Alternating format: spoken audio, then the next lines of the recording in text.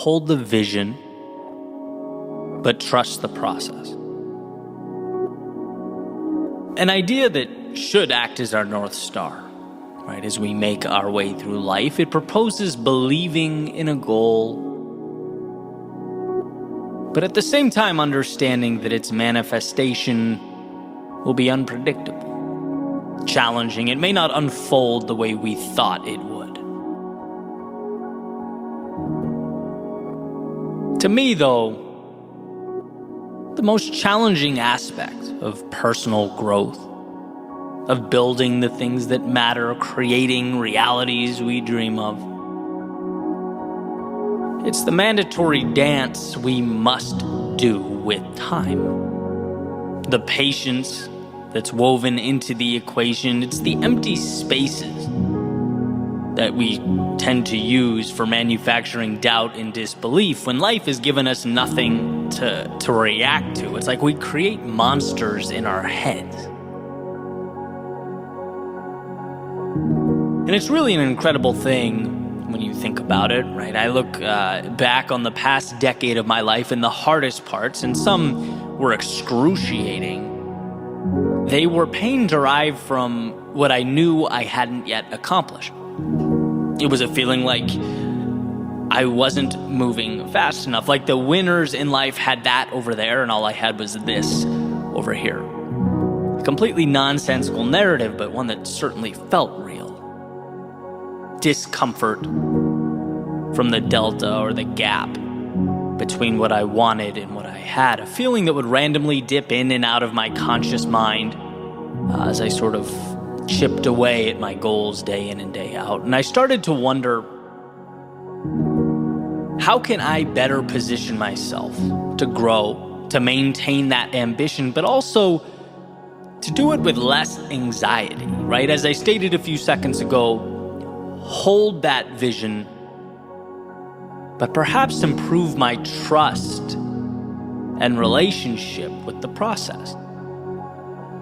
My ability to immerse myself in various pursuits without dwelling on the fact that I hadn't yet arrived. Because look, I know this game. We all know this game. There's always going to be another finish line to cross.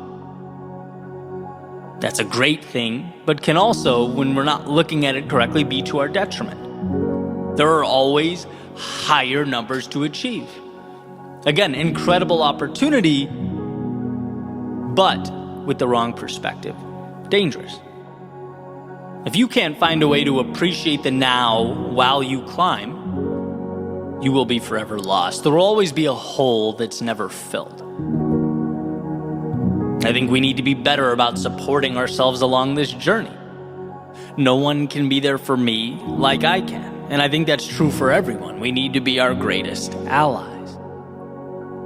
So I brought this question up, as I tend to do, with a few of my friends, right, with different perspectives. They look at the world a little differently. And basically asked, how can we get out of our own way? Is there a lane to both be tenacious in our pursuit of evolution, to continue doing the things that excite and challenge us, while also being a little easier on ourselves, trusting that dance we do with time as the process unfolds? And so I present this question to one of my friends sitting across from me at the table, and he thinks about it. He says, Eddie, well, that's what's gotten you where you are. That feeling like there's always more. It's the reason for the success you've had and the success you'll have in the future. It's what will push you. It's why you will succeed. People that accomplish things are never satisfied. Jordan was never satisfied. He was never happy. And in that context, greatness and happiness are not compatible. And, I took it in. I certainly appreciated the perspective, right? In many ways, I think he's right. Sort of reminded me of the idea behind Tim Grover's book, Relentless, that it's an obsession that must take place. It doesn't leave room for much else, right? Incredibly valuable to understand, if anything, just to see, just to grasp what it means to achieve in a world of obstacles. But truthfully, I wasn't entirely satisfied, right? How can we better visualize the process so that we're more powerful allies to ourselves. That's what I wanted to understand. And a short time later, I'm at the kitchen table, kind of going over some analytics for social media, like YouTube channel, podcast, stuff like that. And my father, who happened to fly in from Boston, he's at the kitchen table with me. We're having some coffee, and I made a comment about the trajectory of the numbers. I forget that particular week. Maybe it was higher or lower than expected. I don't really remember. But he made this comment about the patience that I've had with the channel over the years. Just an offhand remark. He said, the numbers are like the S&P 500, right? The stock market. There are days when it drops, there are days when it rises, but over the long haul, it's steadily pointed up and it continues to point up. And I found that so interesting. I harp on the small things a lot on this channel, the little breakthroughs that pave the way for larger transformation, ideas that change the way we look at things, which ultimately change the way we act, which change the results we get, and this happened to be one of them. It hit me just right. What is perhaps the most important piece in the famous book, The Intelligent Investor? What is the idea that made Buffett a billionaire? It's that you invest in things you believe in and you remove the emotion. You hold the dips. Right? When the stock market takes a hit and everyone's panicking and acting emotionally and selling, you don't sell. You buy more, right? When the world emotionally rushes out, you rush in. And when the world emotionally rushes in, you step out. Well, in life, there will be days when your metaphorical stock drops. At least you feel like it does. Right? Those YouTube numbers, perhaps numbers in the old bank account, maybe fitness goals fall flat, maybe you're just not seeing a return on investment. But we are never defined by the events of the day, even the worst of days. They're merely a small part of a much larger pattern, and the truth is, sometimes success is so small, you can't see it.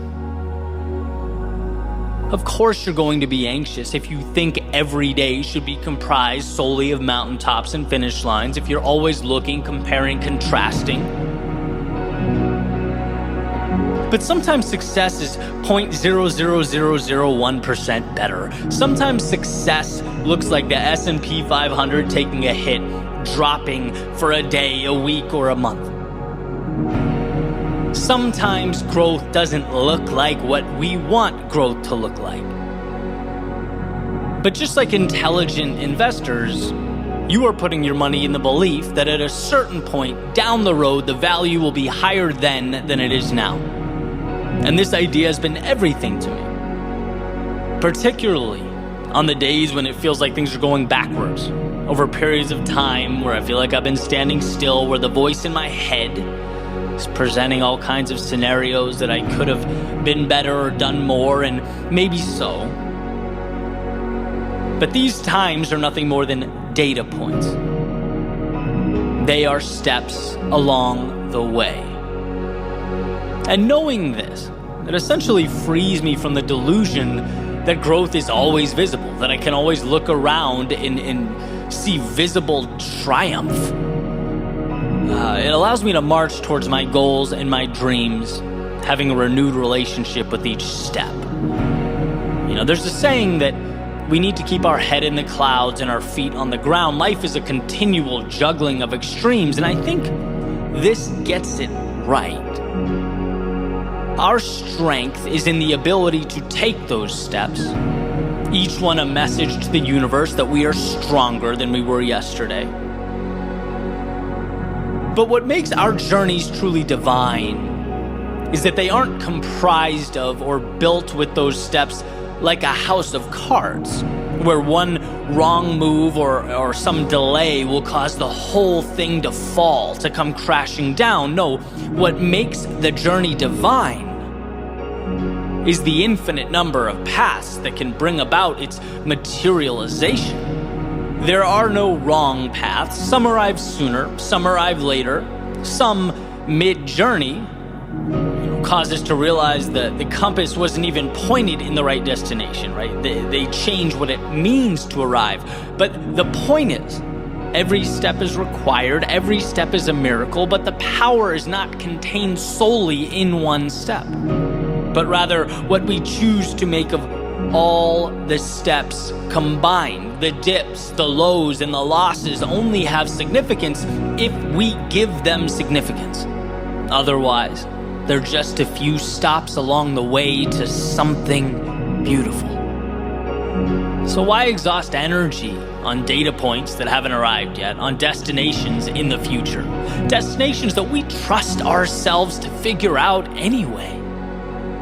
Our emphasis should be on the present moment, on gratitude for the fact that we get to wake up and choose the pursuits that we've chosen. And some days, those pursuits will feel like the miracles that they are. We'll see the finish lines, the mountaintops. We'll feel triumphant. And some days, those victories will be hidden in plain view, but they are there nonetheless. As we make our way into the great unknown that is life, piecing each second, each minute, each hour together to become the path leading us where we need to be most.